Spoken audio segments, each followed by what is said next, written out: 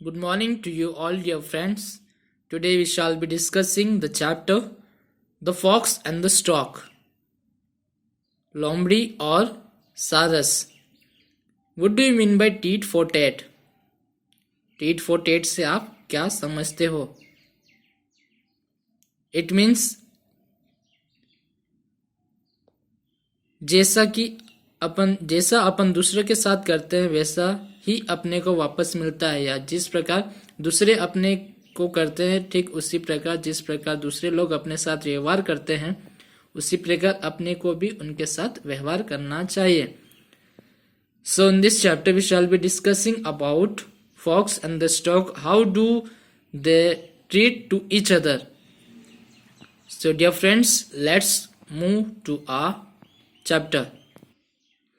Old Father Fox on a Christmas Eve invited Dan Stork in to dine with him. There was nothing but soup that could scarcely be seen. Soup never was out any thinner.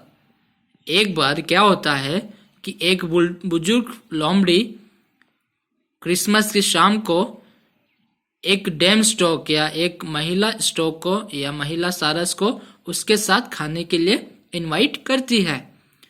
वहां पर कुछ नहीं था बल्कि soup था. और scarcely का मतलब क्या है कि शायद ही.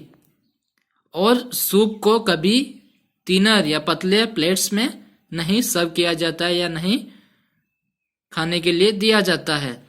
And the worst of it was, I am bound to relate, Father Fox dished it up on a flat china plate. और फादर फॉक्स क्या करता है कि उस सूप को वह काई में सर्व करता है एक फ्लैट या एक समतल थाली में, चाइना प्लेट में उसे सर्व करता है, उसे परोसता है. Dame Stork, as you know, has a very big, long beak. Not a crumb was dropped or drop could she gather.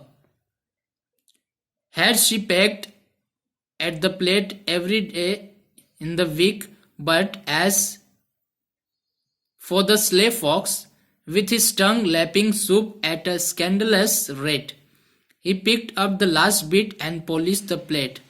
अब क्या होता है कि जैसे आप सभी को पता है कि सारस की लंबी बीक होती है, लंबी चोंच होती है, तो इसके कारण वो फ्लैट प्लेट में नहीं खा सकते, सूप नहीं पी सकते हैं. इसलिए वह कुछ नहीं पी सकती थी, कुछ नहीं पिया सूप. और जो लोमड़ी थी, ये क्लेवर जो फॉक्स था, कनिंग फॉक्स था, वो क्या करता है बहुत जल्दी अपनी टंग से उसे चाट जाता है, उसे खा जाता है और अपनी प्लेट को पॉलिश कर देता है, मतलब एकदम साफ कर देता है. Pretty soon Mistress Stork spread a feast of her own. Father Fox was invited to share it. He came and he saw, and he gave a great groan. The stork had known how to prepare it. She had meant to get even, and now was her turn. Father Fox was invited to eat from an urn. न कुछ ही क्षणों बाद या कुछ ही दिनों बाद mistress या ये जो मिस्ट्रेस बेगम सारस क्या करती है, एक फीस्ट के लिए बुलाती है, एक त्योहार के लिए बुलाती है और बहुत सी स्वादिष्ट खाना बनाती है. और फॉक्स को या लोमड़ी को इनवाइट किया जाता है, फादर फॉक्स को इनवाइट किया जाता है उनके साथ खाने के लिए. He came and he saw and gave a great groan. और वह आता है और वहां देखता है और क्या देता है, grown. What do you mean by groan? Grown का मतलब है कराहना. The stork had known how to prepare it. और स्ट्रोक को पता था, सारस को पता था कि किस प्रकार उसे तैयार किया जाए. खाना बनाने या डिलीशियस फूड बनाने के बाद वो क्या करती है, फॉक्स को काई में सर्व करती है एक अर्न में. अर्न का मतलब है जल पात्र, या अपन बोल सकते हैं कि जग, जिसका जो मुंह बहुत ही पतला होता है, दैट इज अन। तो फॉक्स को कहीं में खाने के लिए बोला जाता है अन में।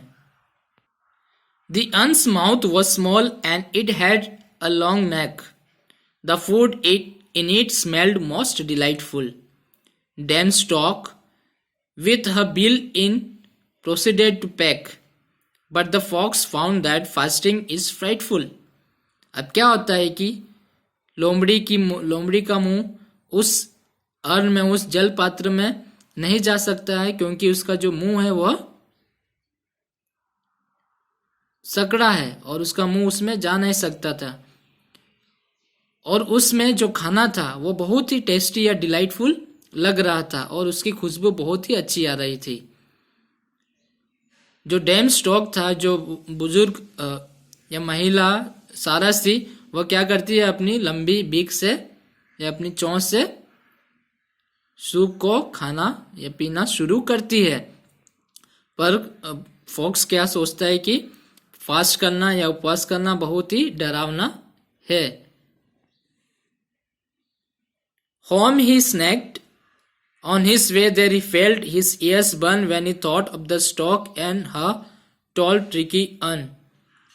और जैसे ही वह वहां से निकलता है, घर के लिए वापस निकलता है, तब वह सारस के बारे में सोचता है। तब उसे उसके कान बनने लगते हैं या उसका दिमाग खराब होता है जैसे जैसे वह वहां से आगे बढ़ता है अपने घर के लिए।